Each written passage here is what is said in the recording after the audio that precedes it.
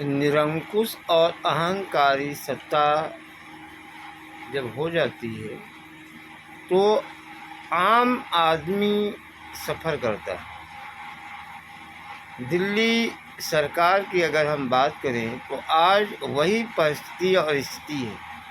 आज दिल्ली की सरकार लोगों के सामने अपने आप को ईमानदार घोषित करने का पूरा प्रयास कर रही है कि मैं एक ईमानदार सरकार हूँ, लेकिन उसके क्रियाकलापों के द्वारा अलग अलग डिपार्टमेंटों में भ्रष्टाचार जो हुए हैं उनकी जांच के द्वारा जो चीज़ें पता चल रही हैं, उससे यह पता चलता है कि यह जो शासन है, इस शासन में पूरी तरह से निरंकुशता है। विधायक, मंत्री और जितने भी लोग आम आदमी पार्टी के मुखिया श्रीमान केजरीवाल जी से जुड़े हुए हैं, वे सब के सब कहीं न कहीं बड़े बड़े लूट में भ्रष्टाचार में शामिल है। समय से अगर कोई काम नहीं होता है, वह भी एक प्रकार का भ्रष्टाचार है। अगर मान लीजिए शासन सत्ता में आप बैठे हो और आपके नाक के नीचे इतने बड़े बड़े भ्रष्टाचार हो रहे हैं, दिल्ली गवर्नमेंट या दिल्ली सरकार को नुकसान हो रहा है अलग अलग डिपार्टमेंटों में, या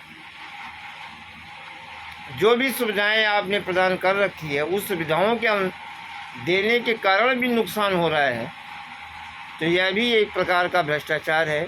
जैसे डीटीसी का भ्रष्टाचार, मैं तो कहता हूँ डीटीसी में जो बसों की संख्या कम है वह भी एक प्रकार का भ्रष्टाचार है। ये जो आपका कर्तव्य था कि ये आदमी जो है बस स्टॉप पे खड़ा होता है और उसके लिए बसें नहीं होती, तो जब सत्ता पूरी तरह से निरंकुश हो जाए तो उसे हटा देना चाहिए। आज आम आदमी पार्टी के मुखिया श्रीमान केजरीवाल जी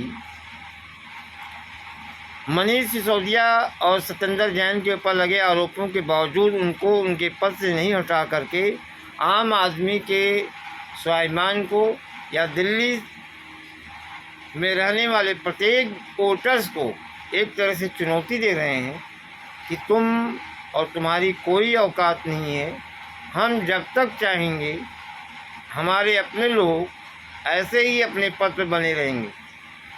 उनको नहीं मालूम कि 2025 भी आ रहा है, 2023, 24, 25 भी आ रहा है। आने वाले समय बहुत सारे इलेक्शंस आ रहे हैं, यानी इनकी पूरी पॉलिटिक्स, इनकी पूरी जन्म कुंडली केवल चुनाव के इर्द गिर्द घूमती रहती है।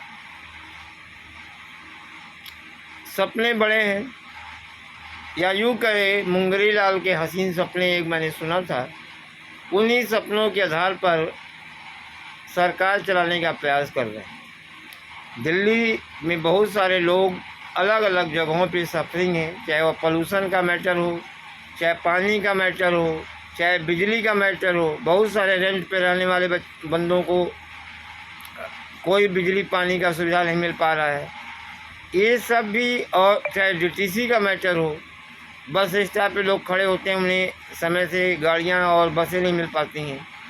ये सब जो एक तरह से भ्रष्टाचार है, इस पर आने वाला समय ज़रूर संज्ञान लेगा और भ्रष्ट और निकम्मी सरकार को हटा देगा। जय हिंद।